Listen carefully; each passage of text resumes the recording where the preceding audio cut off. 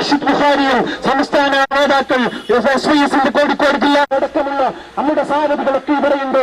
അവരെല്ലാവരെയും സ്വാഗതം ചെയ്തുകൊണ്ട് നിങ്ങൾ ഇത്രയും നേരം യാതൊരു വിധത്തിലുള്ള അച്ചടക്കലംഘനമില്ലാതെ നേതാക്കൾ അനുസരിച്ചുകൊണ്ട് ഇരുന്ന് വെക്കാം. കുറച്ചുകൂടി ബാക്കോട് നീങ്ങും. എല്ലാ ആളുകൾക്കും അറിയാം, നമ്മുടെ നാട്ടിൽ കേരളത്തിലെ സുന്നി പ്രസ്ഥാനം ആ പ്രസ്ഥാനത്തിന്റെ ഉള്ളത്. നിങ്ങൾക്കറിയാം, കേരളത്തിലെ സുന്നി പ്രസ്ഥാനം ഈ രാജ്യത്ത് തുല്യതയില്ലാത്ത ഒരു അല്ലെങ്കിൽ അച്ചടക്കവും സംസ്കാരവും ഈ രാജ്യത്ത് യുവതലമുറയിൽ ഉണ്ടാക്കിയെടുക്കുന്നതിന് വേണ്ടിയാണ്.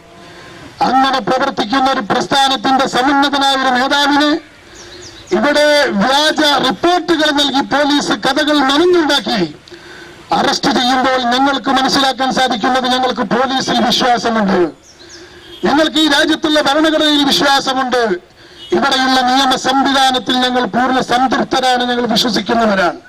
പക്ഷേ ഞങ്ങൾ ഉറച്ചു പറയുന്നു, ഇവിടെ പോലീസിൽ